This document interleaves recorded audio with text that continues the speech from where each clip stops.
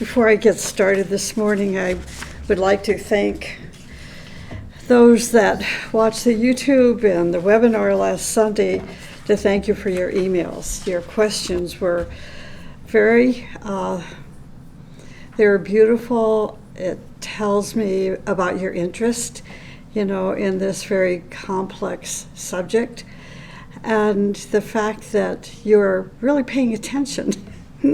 So I want to thank you for that. It's interesting to think about something so abstract, that something to think about the lotus. People who are really serious about their spiritual life will be attracted to subjects like the lotus and how we can build a lotus by our own hands and feet, a phrase that Helena Rourke told us many times: by thy own hand and feet we must build. And then there are those who just, collect information. They just want to know, what is the lotus? What is the chalice? What do these petals, what are they all about? And they name the petals and how many petals there are in each section and so forth, but they're not ready yet to begin to build that lotus and let it be part of their evolution, the evolution of their soul.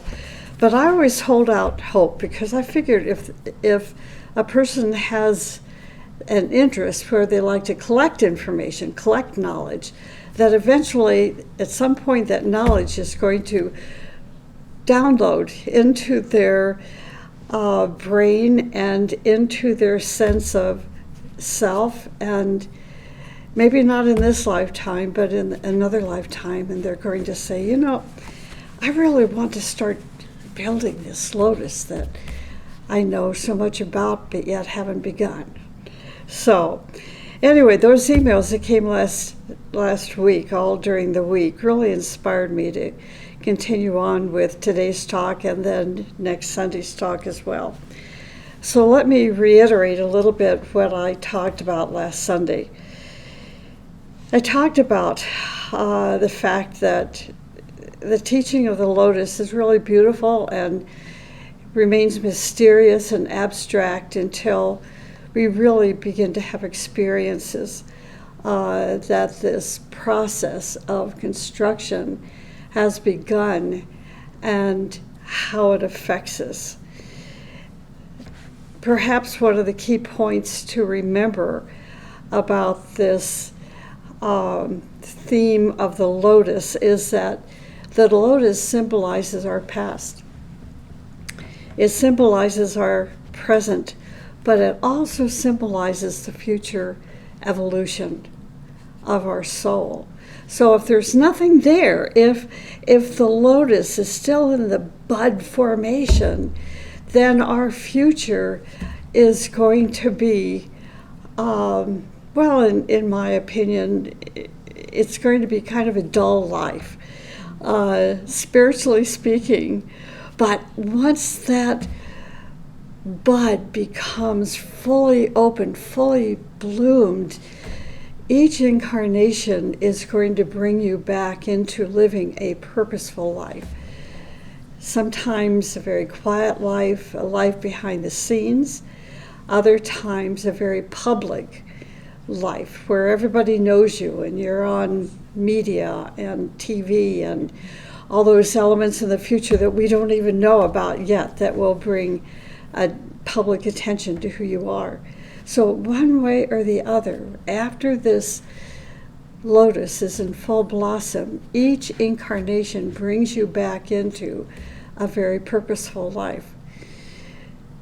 Purposeful life means a group life, living a life for your group, for your family, for your country. And eventually, when that lotus is in full blossom, you're going to be very universally oriented, very humanitarian oriented. So let me recap a couple of points that I made last week. The first point was that the lotus is the seat of your self-consciousness. Now, that word self, we have the little s self and the big S self. The big S self is what we want to be, not the little s. Everybody's a little s. However, think about it. However, we want to have a consciousness that reflects the purpose of our life, the purpose of this incarnation, the purpose of accumulated incarnations. And that self must be reflected in written form as a capital S self, because it's where it symbolizes our light, our love, and our willpower. The lotus can be found in the form of a bud in the case of a young soul, and in full blossom in the case of an advanced soul. The lotus is made, this is what the teaching tells us, is that the lotus is made from the substance of your solar angel. Some people term the solar angel as a guardian angel. So it's made from the substance of their beauty, their light, their love. And each of us has one. Each of us has our own personal solar angel. And that the teaching says that this lotus, this bud, is made from this substance, the life of our guardian angel. The second point I made last Sunday was that for ages, the human soul is not yet in existence. I think, I wonder sometimes if this isn't why people still question the soul. It may be, if their own soul is not awakened yet, and if they're approaching the beauty of the knowledge of the soul from a strictly intellectual point of view, that they bring it into question. It's like psychologists question consciousness. They love to philosophize about what is the consciousness. What is the consciousness? Well, we know that the consciousness is the light of the soul. So if you have a small consciousness, it means that your soul is not yet awakened. If you have a broad and expansive consciousness, it means that your lotus is in the process of blooming.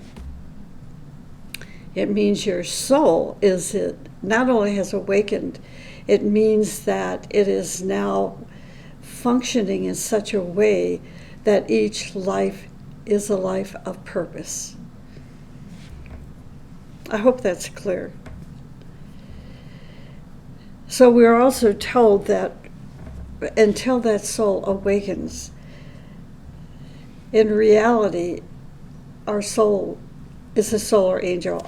In other words, a solar angel is acting as a soul for us, for each lifetime, until our soul becomes so ignited with the fire of life that now that bud begins to unfold and life takes on a whole new significance.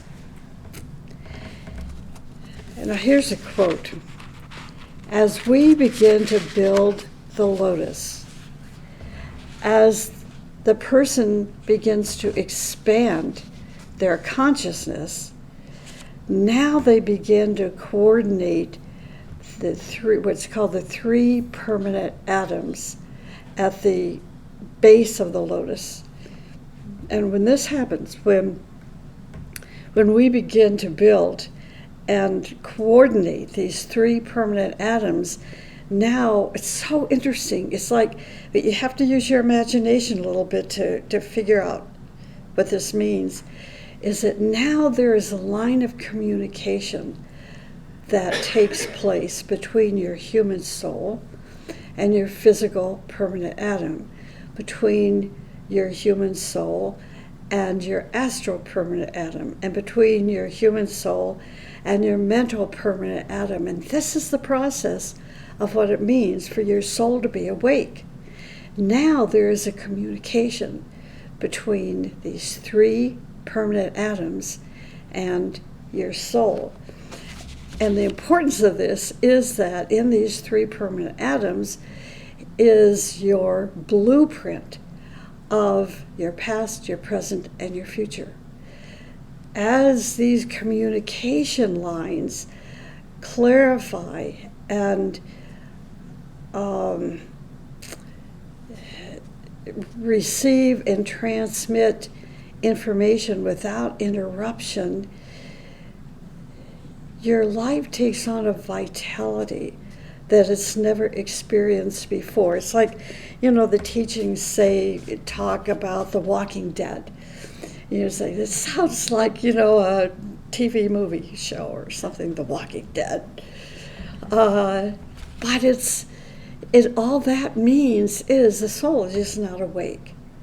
See, but as soon as the soul begins to coordinate the physical and the emotional and the mental permanent atom, now your life takes on a vibration, a resonance, a significance that you've never experienced before. I hope I'm explaining myself clearly enough, because it truly is so beautiful, and part of the beauty behind this, it's called the awakening. The awakening.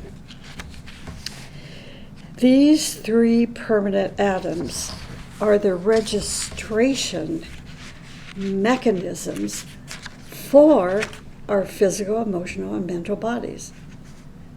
So we could say these three permanent atoms, or the three seeds, are recording devices of everything that takes place physically, emotionally, mentally in our human constitution.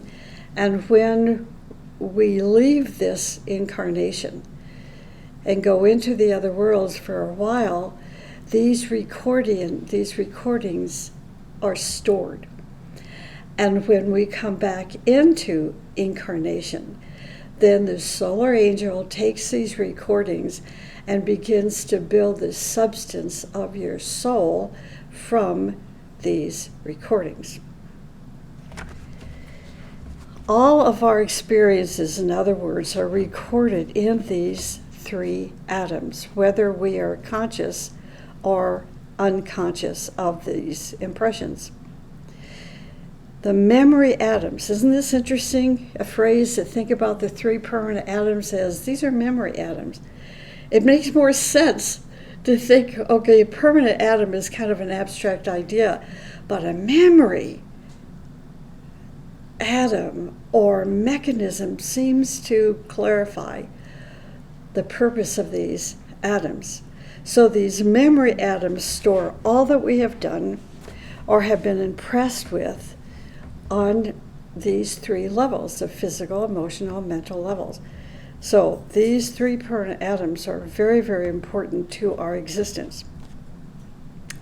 These memory atoms record, again, all the experiences through which our human soul passes, and these recordings are called impressions. So we come into a lifetime and we say things like, gosh, I feel like I know you. I sense that I've somehow been with you before, but I know I haven't. Or hierarchy. I don't really know much about hierarchy, but there's something in me that tells me this is something I believe with my whole heart and soul. That's because these memories are being triggered from the storehouse of our three permanent atoms. What is helpful to remember as we study the Lotus and the permanent atoms is that each permanent atom contains the original blueprint, the original blueprint of our physical, emotional, and mental vehicles. It's like a pine tree. We have all different kinds of pine trees. And the pine trees spiritual students on the path of Agni Yoga are always attracted to is the deodar pine tree. Well, it has a blueprint. And the only way that blueprint for the deodar tree can be changed is if a scientist comes in, says, I'm going to change that tree a little bit. And then they change the blueprint or the DNA of that tree. So pretty soon we see all different kinds of deodar trees out there planted in the forest or in your backyard, but it doesn't look like the one that's down the street. It's because that original blueprint has other impressions. Science is now trying to change and improve and so forth that blueprint. Well, this is the same thing that happens to us, that even though we have this original blueprint over several hundreds of incarnations, the soul brings in experiences that changes that original blueprint. Superimposes. And so the original blueprint begins to fade away, and in this process loses clarity of that original blueprint. It's very interesting to think about, isn't it? So we lose clarity throughout the ages, and these new impressions superimpose themselves over the original blueprint. So there comes a time when the soul, our unfolding human soul, and its relationship with the solar angel recognizes this and realizes it, and it's at that moment that we say we need to undergo the process of transformation. Transformation begins with what? Purification. This is what purification is all about. It's like now we have to destroy those superimposed ideas that the soul picked up life after life, saying, this is what I am. This is who I am. It says, no, it has nothing to do with your original blueprint. See? And so transformation, purification, transformation begins. And this is what makes the spiritual path of discipleship so difficult. And it's why we start on the probationary path. We put ourselves on this probationary path because it's, even though it's hard in one sense, it's easier in another sense, because being on the probationary path lasts for many, many, many lifetimes. So we have a chance. We don't have to undergo transformation, overnight.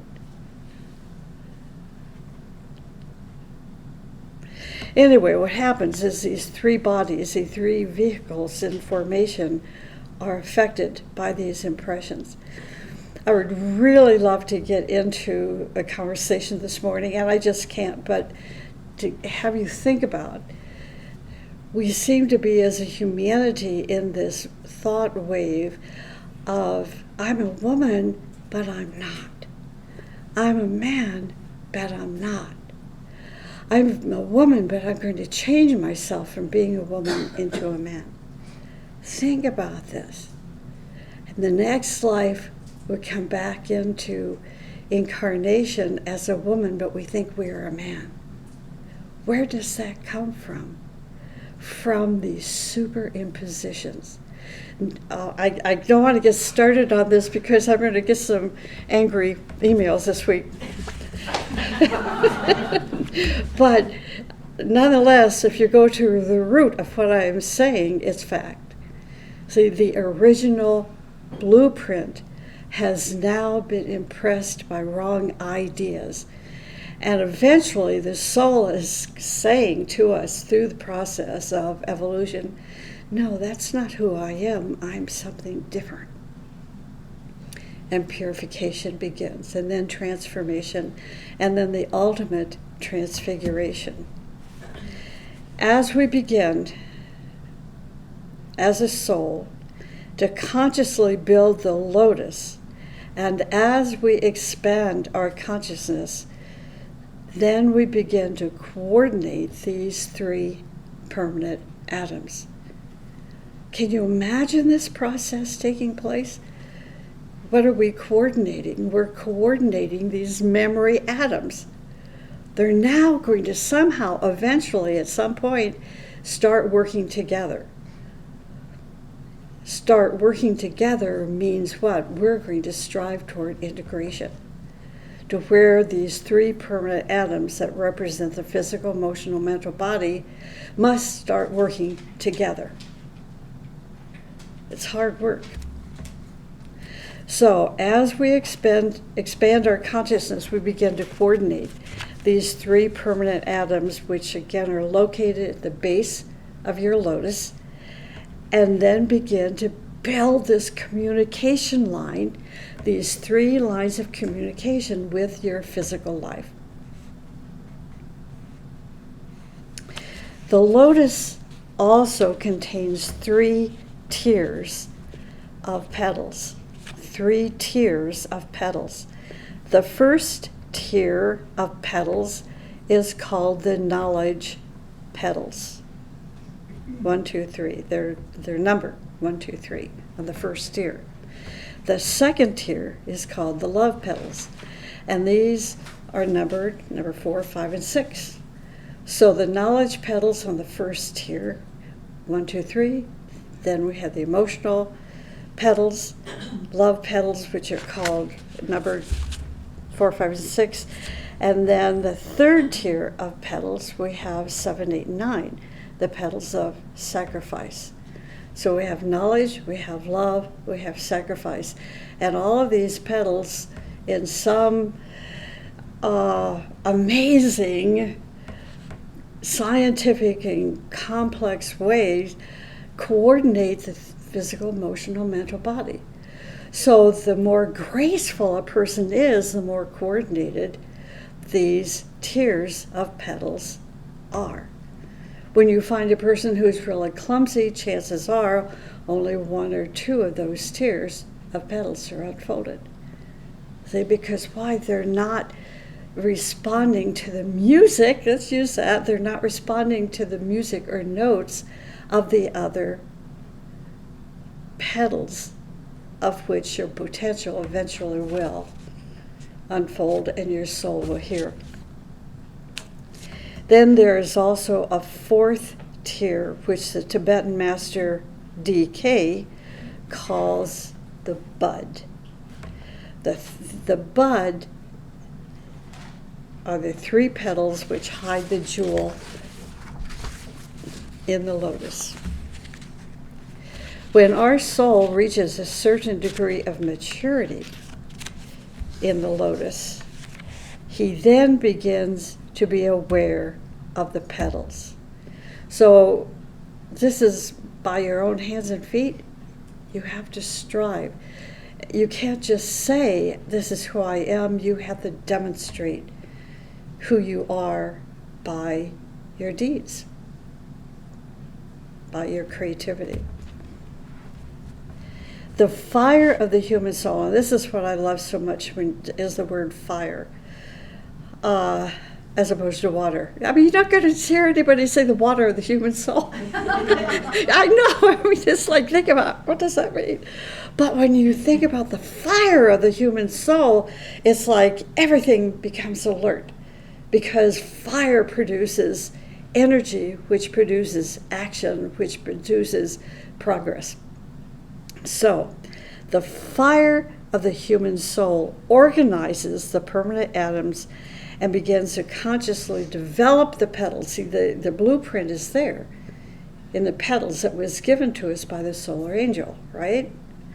Now, the human soul is in the process of waking up, and now it says, I must cooperate and organize these permanent atoms in such a way that now I'm going to place my interest about life on the divinity of who I am and not my physical body, not my emotions, not my intellect. Now I'm going to, the human soul is thinking this, let's say, now I'm going to focus on why am I here? Who am I?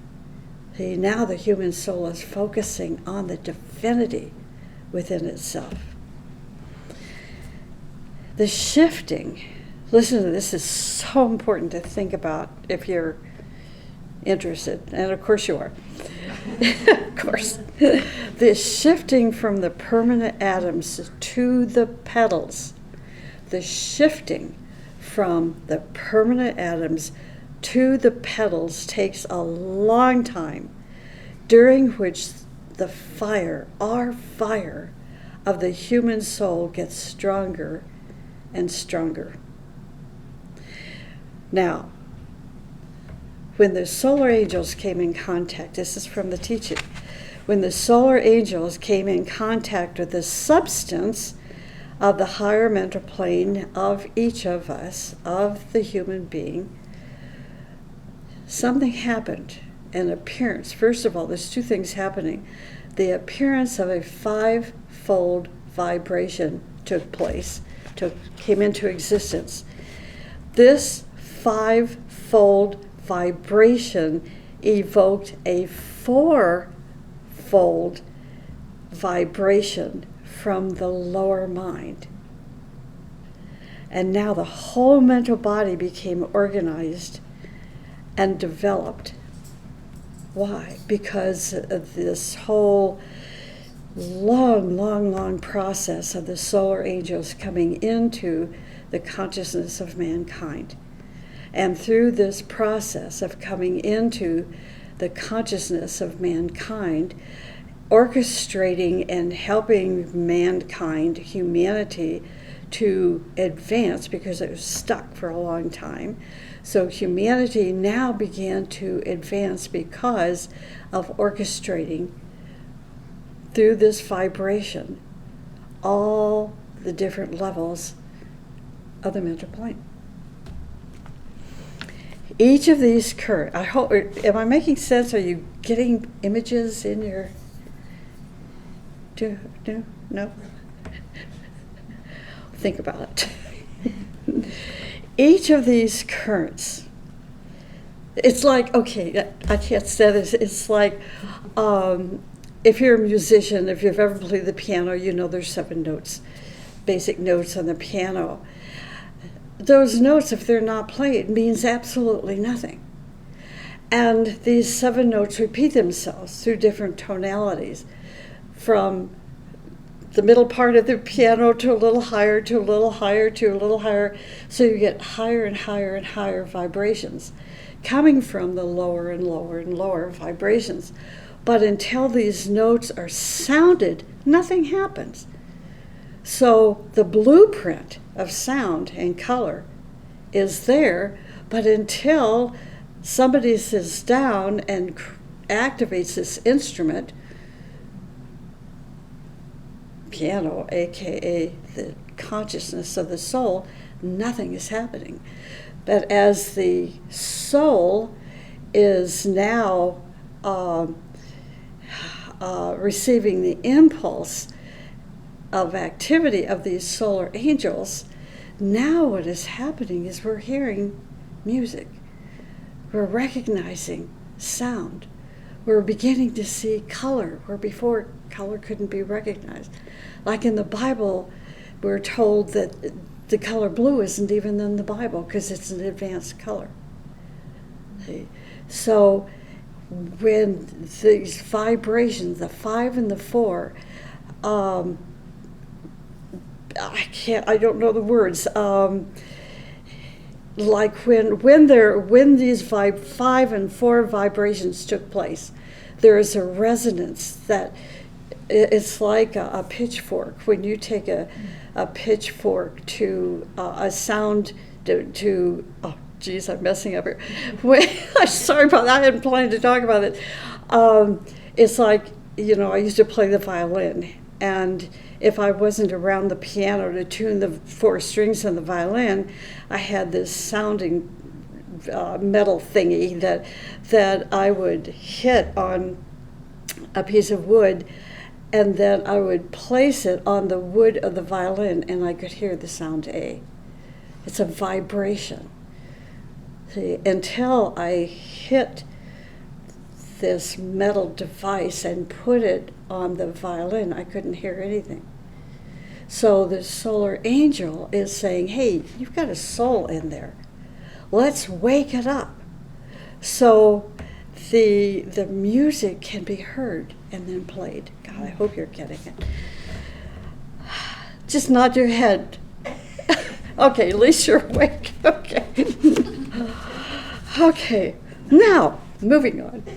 After the bud of the lotus was formed, a triangle of energy appeared.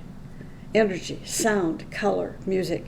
A triangle of energy appeared and began to circulate between some of these memory seeds, starting with the mental permanent atom.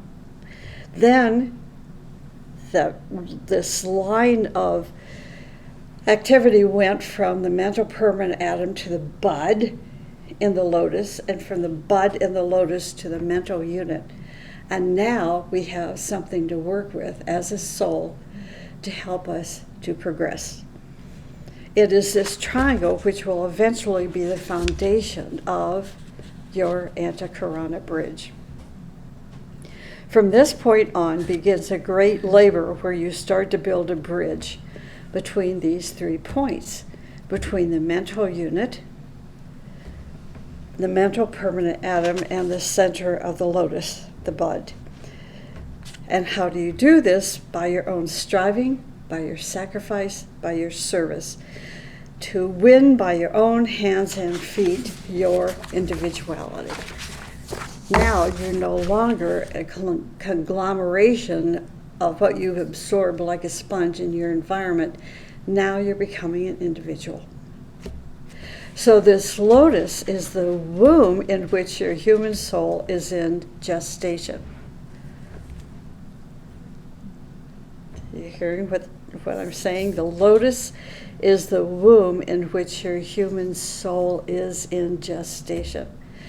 The fire in the lotus is the fire of the spirit.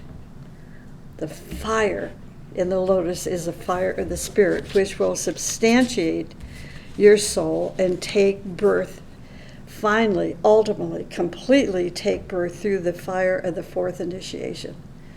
And this is a process, this experience is something we could have a seminar on. That when your soul takes this 4th initiation, you become more than an individual. It really is quite remarkable. It is at this point that you will be a living soul ready to take on the path of mastery and say, I conquered the world. And then you move on or come back. Aspirants and disciples in the world today are vigorously engaged in the construction of this Antakarana bridge, the bridge of consciousness, the bridge of your soul, consciousness, light, love, power. The pathway which is going to connect your mental unit, the point at the center of the lotus, and your mental permanent atom. The consciousness bridge, also called the Antakarana bridge, must be built through this triangle. That's just the way it is. The mental plane, the mental unit, the bud of the lotus, and the mental permanent atom. All takes place in this higher frequency of your mental plane. The aspirant and the disciple will keep themselves busy building the bridge, and in the meantime purify the emotional nature. See how this is working? You're building and purifying, building and purifying. When enough mental awareness and continuity is established, then the building of the bridge between the mental and the astral plane proceeds. This is something that's really important to realize. You don't want to have conscious access to the astral plane before you build your mental bridge. It's tantamount to disaster. For if you do, you are going to be caught in the astral world and its glamours, and you will not be able to factually translate your experiences of the astral plane. Any entity on the astral plane can appear to you as a master, a guide, and deceive you, or give you messages and information that's outdated and false and deceptive. Your mental body not only must be developed, but also purified enough to provide the substance through which you can build the Anakarana. So hopefully by now, at least you're understanding why purification is so important. We have to get rid of the superimposition upon these permanent atoms that our soul picked up through its various incarnations. As your human soul, and I can't answer that question. I know what you're asking. I cannot answer it. It's too complicated. So let's not go there. But think about it. You'll get it. You'll get it. It has to do with spirit and solar angel. Spirit and solar angel. So as your human soul lives a life more harmoniously with the note of the universe, your permanent atoms gradually clear.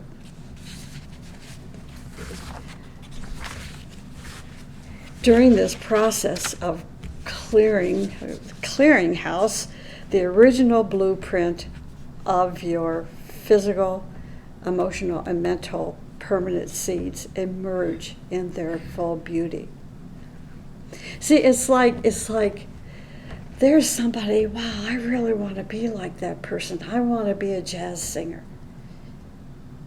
I don't, but just say that you do. You say, wow, I want to be a jazz singer.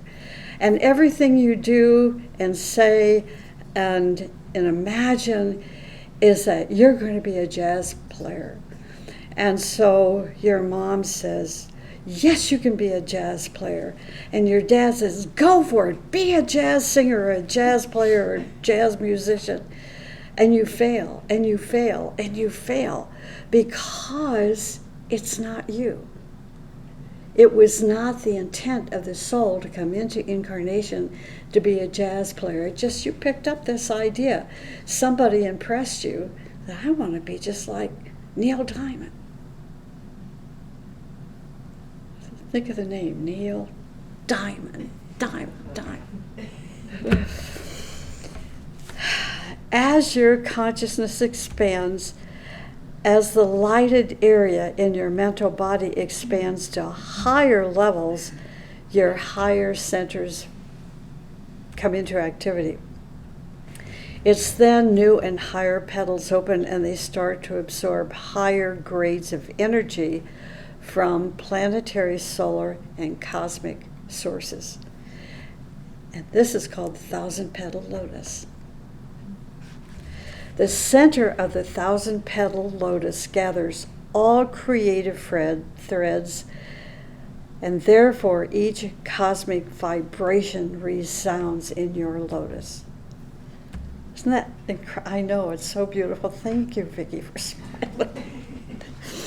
Just as each of us has a lotus which must be developed, the lotus of ashramic groups develop the same way. What makes a group in ashram is that the leader or one of the guides in the group has a relationship with one of the great ones through the Buddhic plane of consciousness, the intuitional plane, and is an accepted disciple or is an initiate of the 3rd degree. As the chalice of a group leader builds up and unfolds, his radiance and service increases in the world. Simultaneously, when the group is ready, This is so beautiful. Certain devas provide their essence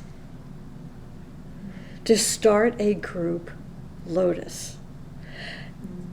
And at one point, one of those devas acts as the solar angel to the group.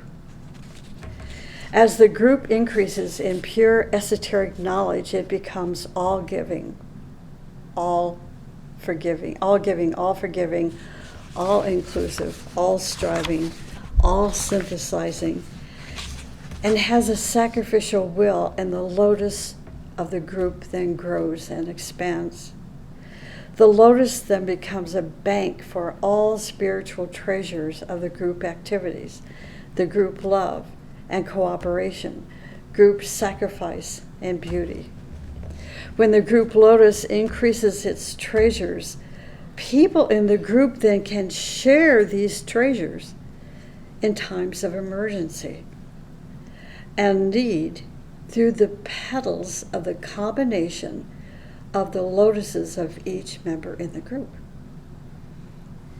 See, they're building 1,000-petaled lotus in the group consciousness. Treason against the group can have dire consequences in the lives of those who commit it. Such a treason acts not only against each member of the ashramic group, but also against the group solar angel, who feels a setback in his plans of the group. This is why when someone in the group, your group, says, well, that person, what they did, their action, their treasonous behavior, it didn't affect me in any way. See, it's not so. It's like a mom has a child living in Europe, and mom is in South America, and the child in Europe creates some horrific crime and says, look, this has no effect on you, Mom. This is me. Do you really think that mom's not going to be affected by that European son or daughter? No. Same way, except more intensified. It's more intensified within the group. The evolutionary law exists to create individual, group, national, and global lotuses. Failure in, and this is from the teaching, by the way, those who cause such setbacks are traitors. And these traitors are well known by many names, such as Judas and also Devadatta. Such individuals not only harm the group lotus, but they also destroy the petals of their own lotus. And for a long time such people will experience depression, loneliness, confusion, and the resulting physical, emotional, and mental ailments. Sometimes they suffer for many lifetimes. Imagine this. It's horrible, isn't it? Just think about this. Sometimes they suffer for many lives before they once again enter the path and reconstruct their lotus. So I think about this, and from time to time, I can't dwell on it because then I get depressed.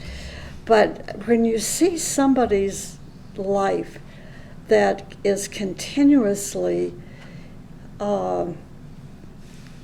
seemingly going down the wrong path, they can't do anything right.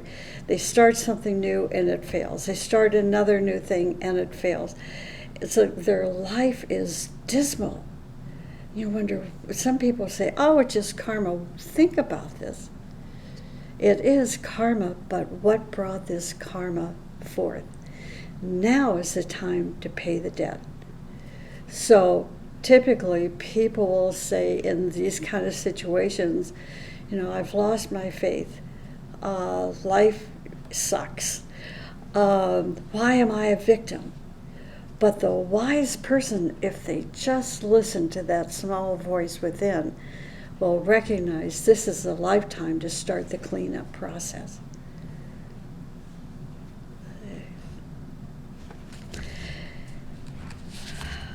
sometimes they suffer for many lives before they once again enter the path and reconstruct their lotus. And let me end with this.